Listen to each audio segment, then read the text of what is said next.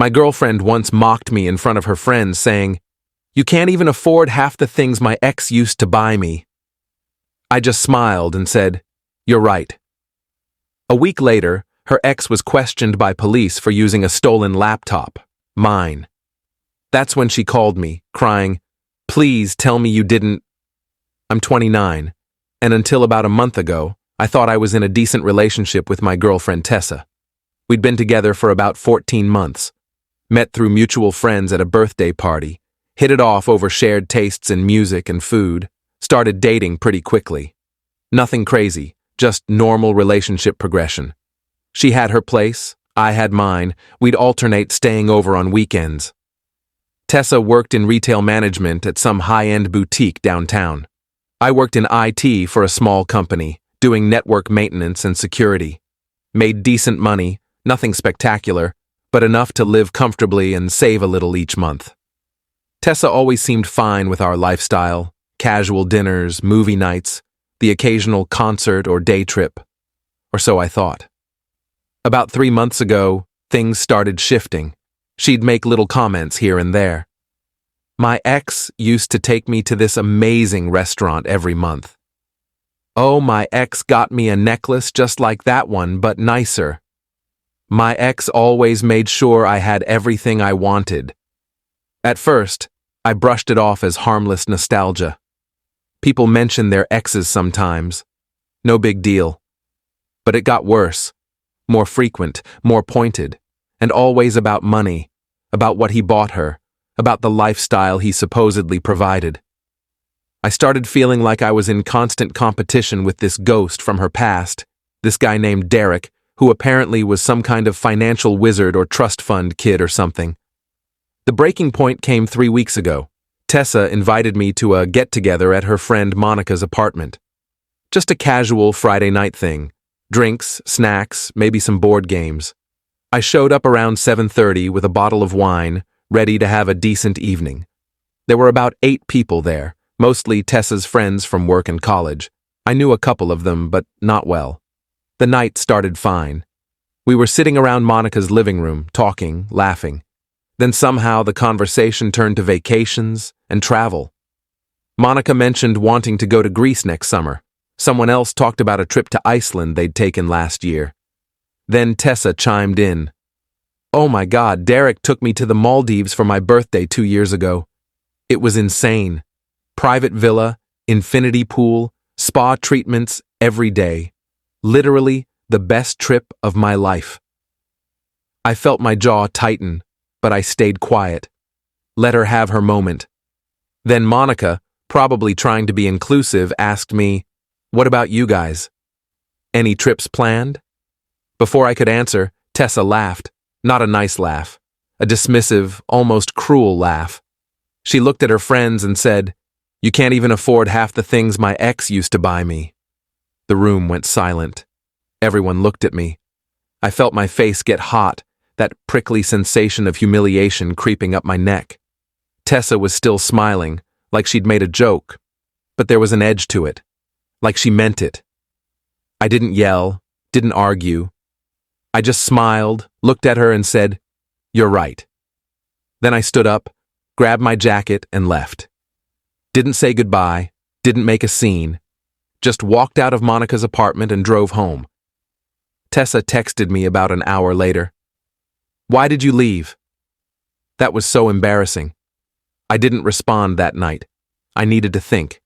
Really think about what I wanted to do next. Update 1. The next morning, Saturday, Tessa called me around 10 a.m. I was sitting on my couch, drinking coffee, staring at my phone as it rang.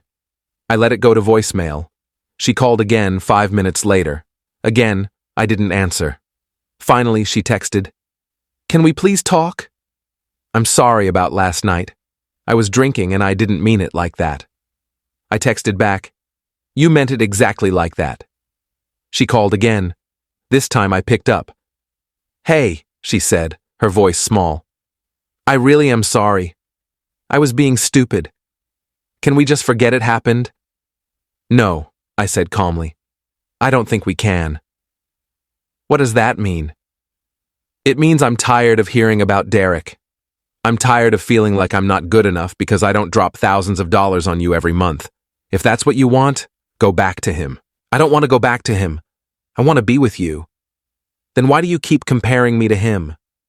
Silence on her end, then, I don't know. I guess I miss that lifestyle sometimes. Is that so wrong? No. But it's wrong to make me feel like shit about it in front of your friends. You're right. I'm sorry. Can I come over? Can we talk in person? I hesitated. Part of me wanted to end it right there. But another part, the part that still cared about her despite everything, said, Fine. Come over. She showed up an hour later with coffee from my favorite place and a bag of pastries, peace offerings. We sat on my couch, and she apologized again, more genuinely this time. Said she'd been feeling insecure about money lately, that seeing her friends plan trips and buy nice things made her feel left behind, and she took it out on me. I wanted to believe her. I really did. So I accepted the apology. We agreed to move forward. But something had shifted in me. I couldn't unhear what she'd said. Couldn't unsee the look on her face when she mocked me in front of everyone. That afternoon, after Tessa left, I did something I'm not proud of. I went through her social media. I'd never done it before. I trusted her, or thought I did. But now I needed to know. Who was this Derek guy? What was their relationship really like? I found his profile pretty quickly. Derek Hamilton. Good-looking guy, I'll admit. Worked in finance, lots of photos of expensive dinners, exotic locations, designer clothes. And there, buried in photos from 2 years ago, were dozens of pictures of him and Tessa. Maldives, Paris, New York, all the places she'd mentioned. But here's what caught my attention. His most recent posts, from the last few months. Pictures of a high-end laptop, some new tech gadgets, a watch, and in the comments, people asking where he got them, him being vague. Got a good deal. Friend hooked me up. You know how it is. I recognized that laptop. It was the same model as one that had been reported stolen from my company's office 6 months ago. Same custom stickers, same configuration. I'd filed the report myself because I was in charge of inventory. My brain started connecting dots I didn't want to connect. Update 2, I spent the rest of that weekend doing research. Deep research. I pulled up the police report I'd filed for the stolen laptop. Serial number, specifications, everything documented. Then I went back through Derek's social media, screenshotting every post where the laptop appeared in the background or foreground. Monday morning, I called the detective who'd handled the theft case. His name was Martinez, a tired-sounding guy who'd told me 6 months ago that stolen electronics rarely got recovered unless they turned up at a pawn shop. Detective Martinez, this is about the stolen laptop I reported back in April. Case number 2-024-47821. Yeah, I remember. What about it? I think I found it. I heard him sit up, papers rustling. You found it? Where? On someone's social media. I've got photos, timestamps, everything. I can send them over. Do that. Send everything to my email. If the serial number matches and we can confirm possession, we can follow up. I sent him the screenshots, the case file information, everything I had. Then I waited. Wednesday afternoon, Martinez called me back. We paid a visit to the individual in question, Derek Hamilton. He's claiming the laptop was a gift, but he can't provide any documentation. We're bringing him in for questioning. Serial number matches your report. We might need you to come identify it in person. My heart was racing. Yeah, of course. Whatever you need. We'll be in touch. That night, around 8 p.m., my phone rang. Tessa. Hey, I answered, trying to sound normal. Did you do something? Her voice was shaking. What are you talking about? Derek. The police questioned him today about some stolen laptop. He called me freaking out, saying someone reported him, saying he might get charged with possession of stolen property.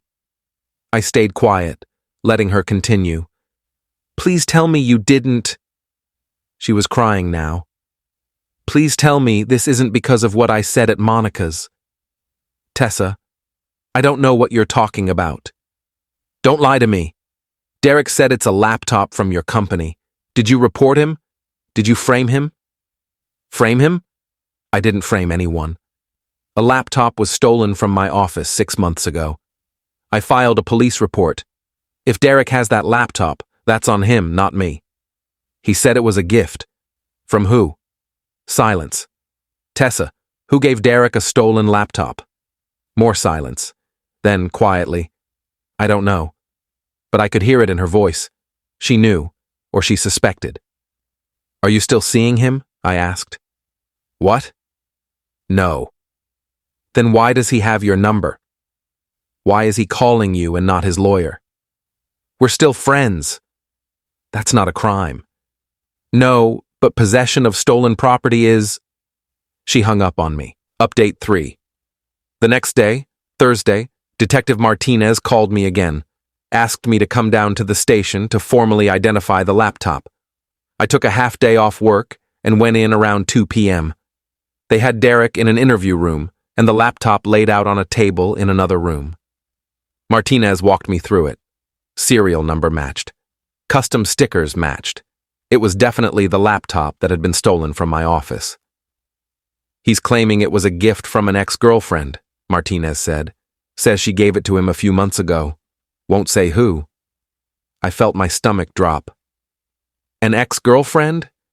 Yeah, we're trying to verify his story, but if he can't provide contact information or proof, we're moving forward with charges. I went home feeling sick. Not because I felt bad for Derek. He had stolen property. Whether he stole it himself or received it didn't matter legally. But because I was starting to piece together a theory I didn't want to be true. That evening, Tessa showed up at my apartment unannounced. She looked awful. Red eyes, messy hair, no makeup. We need to talk, she said. I let her in. We sat on the couch, the same couch where she'd apologized just days earlier. Derek might go to jail, she said, voice hollow. They're saying he could be charged with felony possession. That's what happens when you have stolen property. He didn't steal it. Then who did? She looked at me, and I saw it. The guilt, the fear, the realization that she'd been caught. Tessa, where did Derek get that laptop? She started crying, hands covering her face. I gave it to him. My blood went cold. You gave him a laptop stolen from my office? I didn't know it was stolen, I thought. I found it in your apartment a few months ago in your closet. I thought it was an old one you weren't using. I was visiting Derek, trying to stay friends after we broke up, and he mentioned needing a laptop for work. So I took it and gave it to him. I didn't think it was a big deal. I stared at her, unable to process what I was hearing. You went into my closet, took a laptop that wasn't yours, and gave it to your ex-boyfriend without asking me? I thought you wouldn't mind.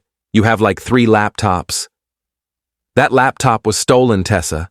I was storing it as evidence. I was supposed to turn it over to the police when they asked for it. Her face went white. What? I found it at a pawn shop 2 months after it was stolen. Bought it back myself to return it to the company. I kept it at home because I was waiting on documentation for the insurance claim. You stole evidence from an active investigation and gave it to your ex-boyfriend. Oh my God, she whispered. Oh my God, what do I do?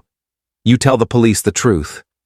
You tell them you took it from my apartment without permission. You tell them Derek didn't know it was stolen. I can't. I'll get in trouble. You're already in trouble, Tessa. Derek's in trouble because of you. I'm in trouble because now it looks like I gave him stolen property. You need to come clean. She left my apartment without another word, just walked out, still crying. Final update. It's been 5 weeks since everything exploded. Tessa did eventually go to the police and confess that she'd taken the laptop from my apartment without permission. She was charged with theft and obstruction of justice. Derek's charges were dropped once her confession corroborated his story that it was a gift. Tessa and I are obviously done. She tried to call me a few times after her confession, apologizing, begging me to understand that she'd made a terrible mistake. I didn't pick up. Eventually, her calls stopped. Through mutual friends, I heard that she lost her job at the boutique. Apparently, the criminal charges made her employer uncomfortable, and they let her go during her probation period. She moved back in with her parents across the state. Derek, from what I understand, wants nothing to do with her. Can't say I blame him. She nearly cost him a felony conviction. As for me, I'm doing fine. My company got the laptop back, the insurance claim was processed, and I was cleared of any wrongdoing. Detective Martinez actually thanked me for helping solve a 6-month-old case. I've been thinking a lot about what happened, about how Tessa's obsession with money and status led her to betray me in ways I never saw coming, about how her need to impress her ex-boyfriend, to maintain some connection to that lifestyle she missed, made her steal from me without a second thought. I've also been thinking about that night at Monica's apartment. If Tessa hadn't mocked me in front of her friends, I never would have gone through her social media, never would have found Derek's posts, never would have connected the dots. Her cruelty ended up exposing her own crime. Someone asked me recently if I reported Derek out of revenge. Honestly, I don't know. Maybe part of me wanted to hurt her the way she hurt me. But mostly, I just wanted my property back. I wanted justice for something that had been stolen from me, and not just the laptop. Tessa taught me a valuable lesson. People who constantly compare you to their exes aren't over them. People who mock you for not spending enough money don't actually love you. They love what you can provide. And people who feel entitled to take what isn't theirs will eventually get caught. I'm not dating right now, taking time to heal, to rebuild my trust in people. But when I do start dating again, I'll know exactly what red flags to watch for. And I'll never ignore them just because I want to believe someone cares about me. Tessa's facing up to 2 years of probation and community service if she pleads guilty. Part of me feels bad for her. Part of me thinks she got exactly what she deserved. Mostly, I'm just glad it's over. Edit. People keep asking if I knew Tessa had taken the laptop when she gave it to Derek. I didn't. I'd assumed I misplaced it somewhere in my apartment, or that it was still in storage at my office. I have a lot of equipment lying around for work. It wasn't until Derek started posting photos of it that I realized it was missing and made the connection. Edit 2. For those wondering if I could have handled this differently, maybe. I could have confronted Tessa first when I saw the laptop on Derek's social media. But honestly, by that point, I was done. Done with the comparisons, done with feeling inadequate, done with being treated like a backup option to her ex. Reporting it to the police wasn't about revenge. It was about recovering stolen property. Everything else just happened.